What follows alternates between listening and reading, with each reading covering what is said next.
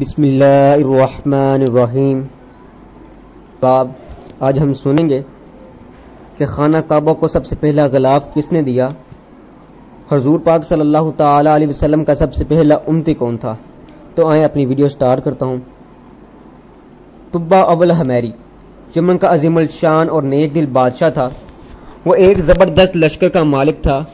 جب وہ فتوحات کے لیے نکلا تو اس کے ساتھ 1,33,000 گھوڑ سوار اور 1,13,000 پیدل سوار فوج تھی۔ اس کثیر لشکر کے ساتھ وہ جس ملک پر چڑھائی کرتا لوگ خوفزدہ ہو کر اس کی اطاعت کر لیتے۔ جب وہ فتوحات سمیٹتا ہوا مکہ مکرمہ پر حملہ آور ہوا، اہل مکہ اس کے لو لشکر کو دیکھ کر ذرا بھی مرعوب نہ ہوئے، ذرا بھی خوف زدہ ہوئے، ذرا بھی ڈرے نہیں۔ اس وقت کس کے پاس 4,000 حکیم اور 4,000 علماء کرام بھی موجود تھے۔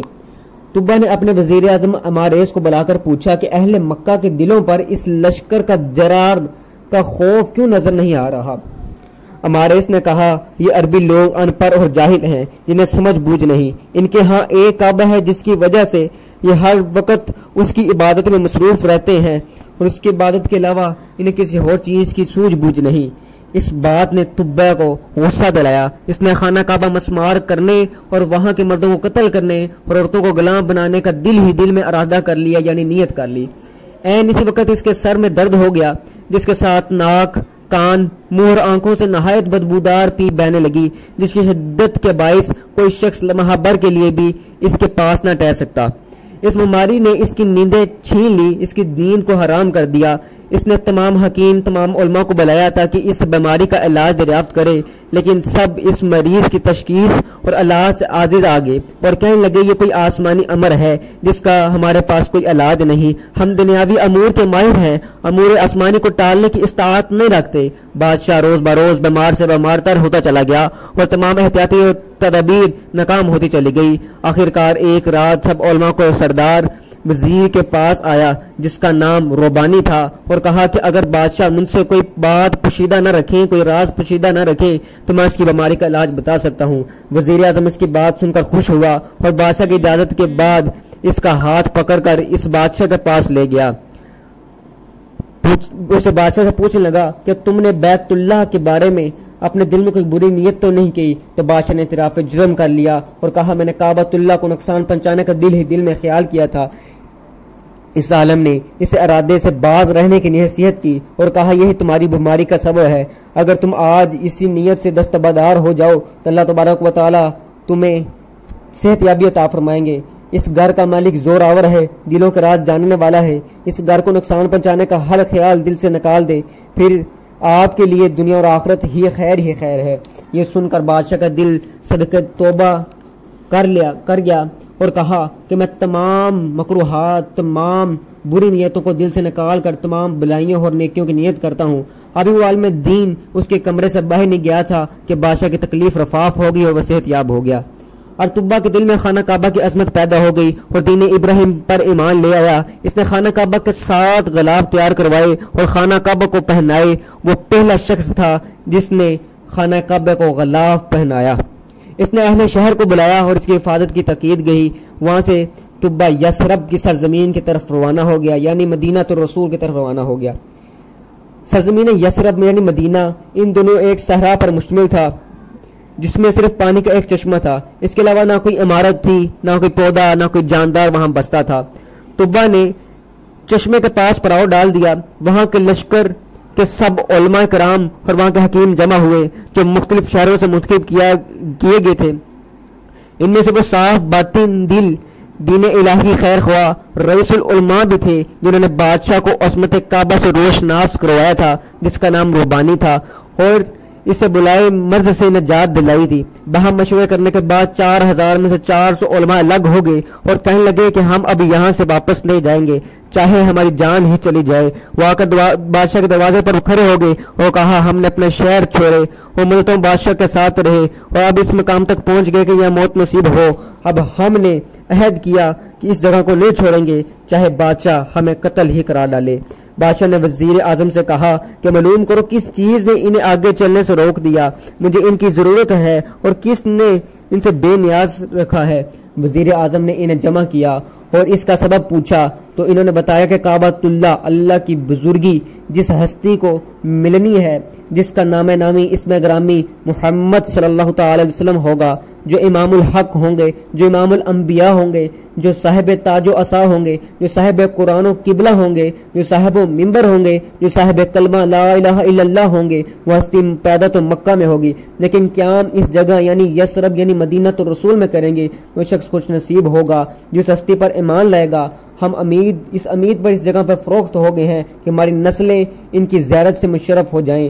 وزیر اعظم علماء کی گفتگو سن کر بہت متاثر ہوا۔ اس کے دل میں بھی آرزو چراغ جلنے لگی کہ اس سرزمین پر آباد ہونے کی خواہش پیدا ہو گئی۔ چند روز کے بعد بادشاہ نے روانگی کا حکم دیا تو ان حضرات نے چلنے سے انکار کر دیا۔ وزیر اعظم نے جب بادشاہ کو اس کا سبب بتایا تو بادشاہ کا دل بھی بڑا متاثر ہوا۔ اس نے مزید 1 سال اس جگہ پر قیام کرنے کا حکم دیا۔ حضور صلی اللہ تعالی علیہ وسلم کی آمد کا انتظار کرنے لگا۔ بادشاہ کے حکم سے وہاں 400 مکانات تعمیر کیے گئے۔ ہر ایک عالم دین کو ایک مکان دیا گیا۔ ہر ایک کے لیے ایک لونڈی خرید کر آزاد کی گئی۔ ان علماء نے اس کے ساتھ نکاح کیے گئے اور ان کی نسلوں سے اس شہر کو آباد کرنے کا منصوبہ لیا گیا تاکہ جب وہ ہستی جلوہ افروز ہو تو یہ لوگ اس کے خدمت میں شامل ہو جائیں۔ ایک عالیشان مکان بطور خاص نبی الآخر الزمان امام الانبیاء صلی اللہ تعالی علیہ وسلم کے لیے تعمیر کیا گیا، جس یعنی ربانی کے سپرد کیا گیا تاکہ اس ہستی کے انتظار میں اور اس میں قیام کرے۔ بادشاہ نے ان علماء کو پورا خرچہ دیا۔ مستقل طور پر قیام کرنے کی نہیں دیتی، البتہ ہور تک اس جگہ قیام فرما رہے ہیں۔ اب طبا نے حضور کے نام ایک خط لکھا جس کا مضمون یہ تھا: بنا اعتماد صلی اللہ تعالی علیہ وسلم، اے محمد اللہ تعالی علیہ وسلم، میں آپ پر ایمان لاتا ہوں، آپ پر نازل شدہ کتاب پر ایمان لاتا ہوں، میں آپ کے دین کو قبول کرتا ہوں، میں آپ کی سنتوں پر چلتا ہوں، میں آپ کے رب جو ہر چیز کا رب ہے اس پر ایمان لاتا ہوں، میں ایمان اور اسلام کی تمام شرائط کو قبول کرتا ہوں جو آپ صلی اللہ تعالی وسلم اپنے رب کی طرف سے لائے ہیں۔ اگر میں آپ کی اجازت سے مشرف ہو جاؤں تو ذوق قسمت، اگر میری زندگی وفا نہ کرے تو آپ روز قیامت میری شفاعت فرمائیے گا، مجھے بھول نہ جائیں۔ میں آپ صلی اللہ تعالی وسلم کے اولین امتی ہوں، میں آپ کی بیعت کرتا ہوں، آپ کی آمد سے پہلے آپ صلی اللہ تعالی وسلم پر ایمان لاتا ہوں، میں آپ صلی اللہ تعالی وسلم کی ملت میں سے ہوں اور آپ کے باپ حضرت ابراہیم علیہ السلام کی ملت میں سے ہوں۔ تو نے اس خط کو بند کیا، اس پر اپنی سنہری مہر لگا دی جس پر یہ الفاظ کندہ تھے: آخر النبی رب العالمین کے رسول حضرت محمد بن عبداللہ صلی اللہ تعالی وسلم کے نام طبا اول حمیری کی طرف سے۔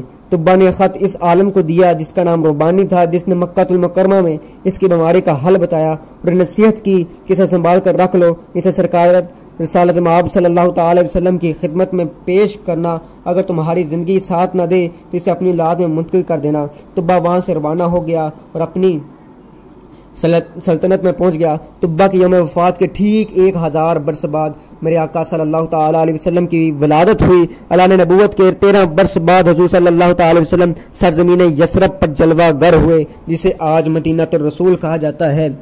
یہ وہی جگہ ہے جہاں صلی اللہ تعالی وسلم کے انتظار میں 4000 علماء دیدہ دل فرش راہ کیے بیٹھے ہیں۔ اس جگہ کو آج مدینہ الرسول کہا جاتا ہے۔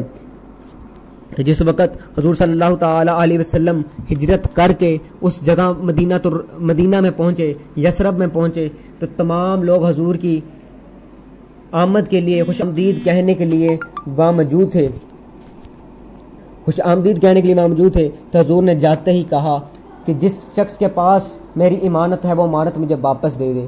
سب لوگ خاموش بیٹھے تھے کہ امانت کس کے پاس ہے، لیکن وہ امانت وہ ربانی کی نسل چل رہی تھی حضرت ابو ایوب انصاری تک۔ وہ رکا جو طبا نے ربانی کو دیا تھا وہ چلتا ہوا حضرت ابو ایوب انصاری کے پاس آیا اور بحفاظت ویسے ہی موجود تھا۔ تو حضور پاک صلی اللہ تعالی وسلم نے کہا جس کے پاس میری امانت ہے وہ میری امانت دے۔ کسی نے کہا نہیں کہ ضروری ہے آپ کی امانت، حضور نے جاتے خود مانگا کہ جس کے پاس میری امانت ہے وہ مجھے میری امانت واپس کر دے۔ تو حضرت ابو ایوب انصاری آگے بڑھے، انہوں نے کہا یا رسول اللہ آپ کا نام کیا ہے؟ انہوں نے فرمایا کہ میرا نام محمد صلی اللہ تعالی وسلم ہے اور میں اللہ کا آخر الزمان نبی ہوں۔ تو جس وقت حضرت ابو ایوب انصاری رضی اللہ تعالی عنہ نے یہ سنا تو آپ نے رکا پیش کر دیا، ان کہا کہ یہ رہی آپ کی امانت۔ پھر حضور پاک صلی اللہ تعالی وسلم نے حضرت علی کو حکم دیا کہ علی اس کو پڑھ کر سناؤ، پڑھ کر سناؤ۔ جس وقت وہ پڑھ کر سنایا گیا تمام لوگوں کا ایمان تازہ ہو گیا۔ تو احباب، ہم اس ویڈیوز میں پتہ لگا کہ حضور پاک صلی اللہ تعالی وسلم کا سب سے پہلا امتی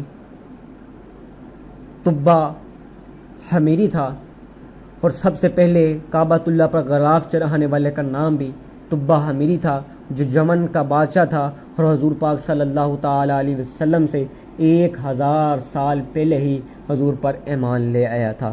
آمین ثم آمین بجاہ النبی الامین صلی اللہ علیہ وآلہ وسلم۔